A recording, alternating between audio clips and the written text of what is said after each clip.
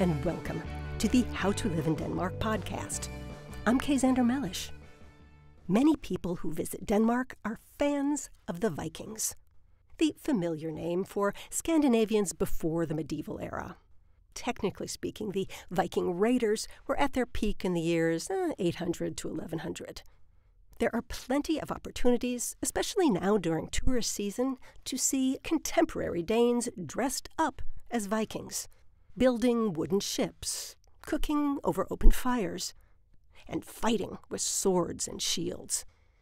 Exhibitions like this are very popular with visitors from overseas, and sometimes with the Danes themselves. What they might not know is that you can see actual Vikings in Denmark, or what's left of their bodies. It was common in the Viking era and before to toss sacrificial items and people into peat marshes, which, it turns out, preserve bodies and clothing and hair very well. So there are several places in Denmark where you can see actual humans from the Viking age, more than 1,000 years old, and sometimes their clothes and hairstyles. Sometimes the bodies are so well preserved that they still have fingerprints.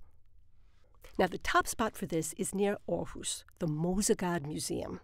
It's a huge museum that is interactive, immersive, almost overpowering. You will see hundreds of Viking objects and weapons and skeletons, plus multimedia exhibits. For example, there's a room that lets you experience what it was like to be in the middle of a Viking battle, with armed warriors running at you from every direction. It's overwhelming because the people it celebrates lived such brutal lives, sacrificing people, sacrificing animals, killing each other with clubs and daggers and axes to the head in endless wars. It's a lot. After a while, I found myself cowering in the gift shop. But the Mosegard Museum is most famous for Gråbodeman. Gråbodeman is the best preserved complete mummy in Denmark. And unlike the Egyptian mummies, who were mostly kings and their family members, Gråbodeman was an ordinary guy and possibly a criminal. When he was found in 1952, he was lying face down. And when the archaeologists picked him up, they found his throat had been slashed. So he could have been a thief being executed. He could have been a human sacrifice. Hard to tell. They tell you a story at the museum of him being a victim of a love triangle. I didn't really buy that. But Gråbodeman has his own little room at the museum with benches surrounding him. And if you get there early enough on a slow day, you can have him all to yourself for a while. I did. It was thought-provoking to spend a little time with my distant cousin, who is laid out on a slab of stone in a glass museum case, his red hair nicely curled. And think about the circular nature of time. Maybe someday I'll be the person in the glass museum case. Mosegard is near Aarhus, but if you're in Copenhagen and would like to see a Danish mummy, you can go to the National Museum and check out Huldemosewoman. She was preserved with an entire set of clothing. She has a wool dress with a checked skirt, a matching scarf, and a fur cape, which are displayed separately from the actual skeleton. The skeleton does display her hairstyle. Huldemosewoman had 2 blonde braids wrapped up and tucked into a cap. Now, some people might feel uncomfortable about seeing these human remains on display. But the Danes have a very practical approach to death. They are not superstitious people. They don't fear talking about death or being near it. Cemeteries, in particular in the big cities, are very popular for picnics or even sunbathing. Hey, these are green areas with lots of trees and pretty flowers. Why not enjoy them? That's the Danish attitude. The Danish Queen Margrethe also has a relaxed and practical attitude towards her own death. She is 83 years old, and she has already designed and constructed her tomb.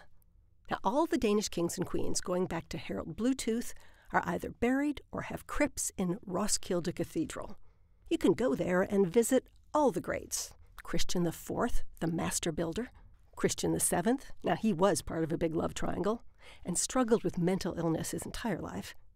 Or Christian X, who famously rode his horse around Copenhagen during the Nazi occupation. Margrethe knows she will end up there someday as well, so she worked with a Danish artist to sculpt a very creative sarcophagus for herself. It's in place and ready to go when the time comes. Now, for the moment, it's covered by a painted wooden structure, but you can see right next to it a miniature model of the real thing.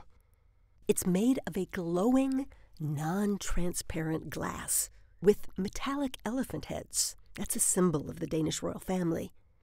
And columns made from stone sourced from Denmark, Greenland, and the Faroe Islands, all part of the Queen's kingdom. There are no fancy Viking memorials at Roskilde Cathedral, but a few minutes walk away, you will find the Viking Ship Museum, where you can see 5 real Viking ships they dug up from Roskilde Harbor. Now, you can't ride on those ships, but nearby, the museum is building new square sail ships in the traditional Viking style. You can sail out on the water in those ships. You can book a trip. But just like the original Viking sailors, you and your family are going to be part of the crew of the ship. You're going to have to row. And that's the How to Live in Denmark podcast for this week. I've posted new video content on Danish culture in both English and Danish at kxmgroup.dk, my personal website. You can also reach that by going to kzandermelish.com. And as always, you can find all the transcripts for our podcasts at howtoliveindenmark.com. See you next time.